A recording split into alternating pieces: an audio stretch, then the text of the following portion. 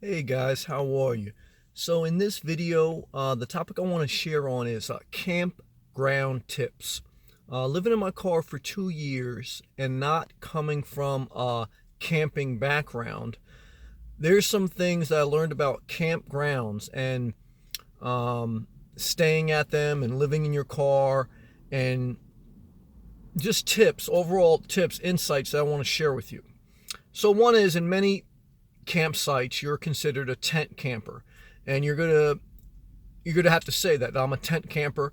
Most of the times, I don't set up a tent. I really never have, because I only arrive at the campsite late at night to park safely, legally, to sleep in my car, and then early in the morning I'm out. So if you plan to stay in your car and just stay at the campground all day, then you're going to have to probably set up a tent in most campgrounds. If not, then they do allow some campgrounds. They allow you just to stay in your van or your car, but you have to be mindful of that.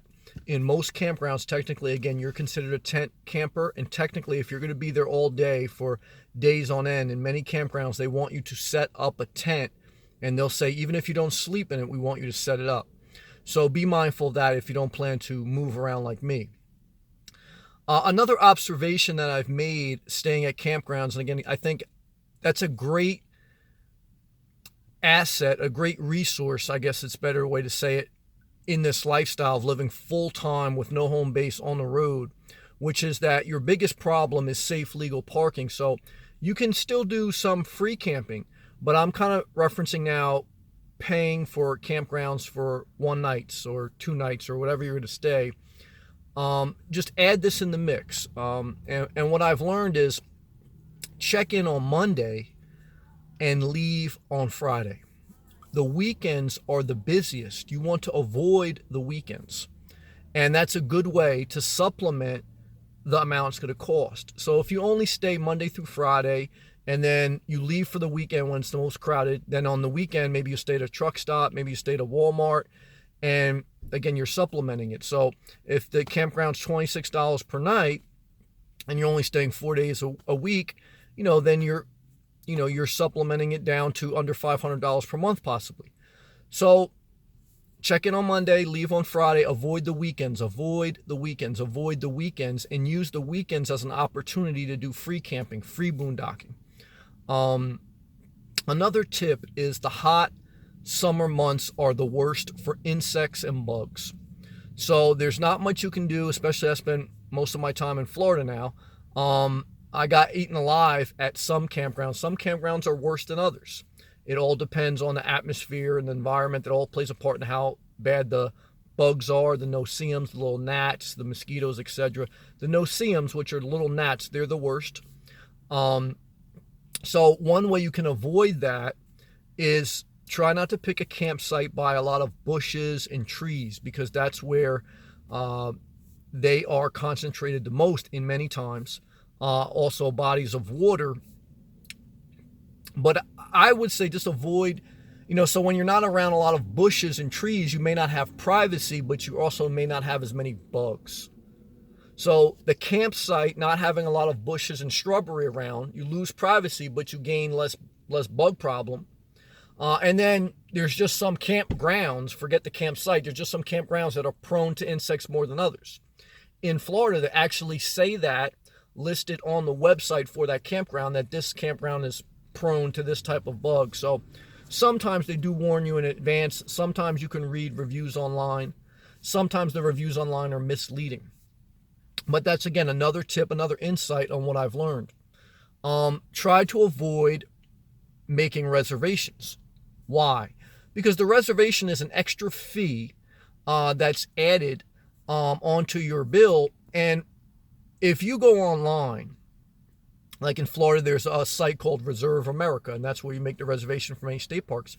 If you go online, and you can see how many campsites are available and what dates they're available. So if you see an abundance of campsites available for the days you're looking to stay, on average, there's no reason to make reservations. You're getting charged an extra convenience fee for no purpose, because when you show up, you're going to, you still have to register, so you're not getting around doing anything. You're just reserving a spot. And there's no really need to reserve that spot if you see an abundance of openings.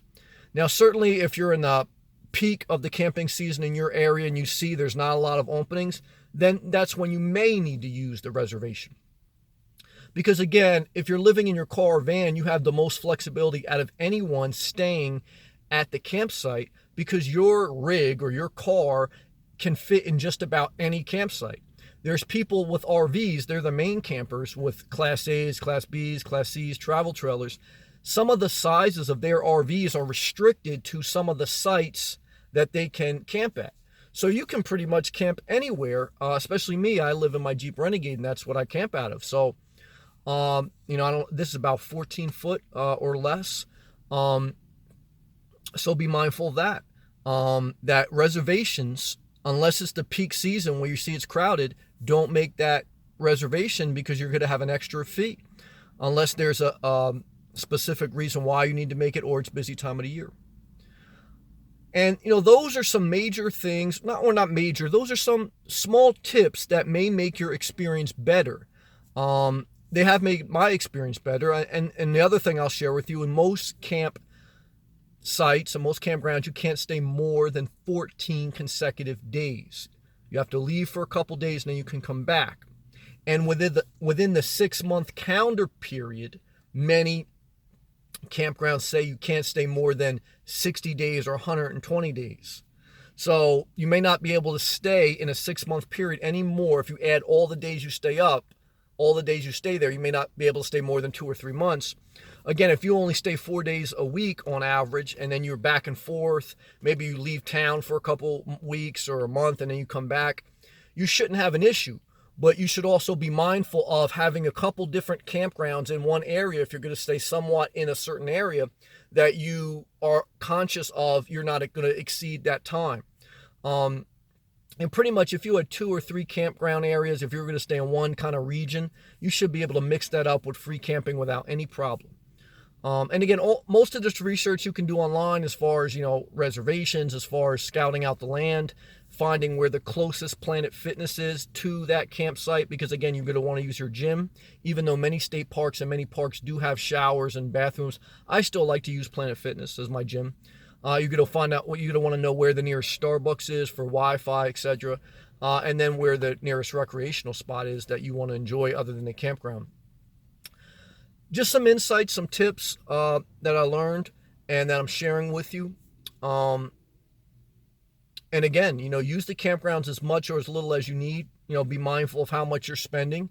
And but again, your flexibility, going to campgrounds versus having a home base, you have to be mindful that you're not spending as much as you would in your home base, because then it's like now, unless you're constantly traveling and going to different states, it doesn't make sense to live without a home base. You might as well buy a home base in that area. But if you supplement that with free camping in that area and you don't stay at campgrounds all the time, and what you're doing by doing it like that is you're keeping your greatest asset, which is your flexibility. Okay. Which is if, you have to go visit a sick family member out of town, you're not thinking about you're paying for something you're not using. You're efficient. If, God forbid, your work situation changed and you had to go out of state to get work, then again, you don't have to worry about selling a property or renting it out. You are free. You have flexibility. There's downside of not having a home base, which I've talked in the past. But again, I just want to say that when you're using campgrounds, that's what you're doing, is you're using it as an asset, but yet you're keeping your flexibility because you have low commitment, low liability.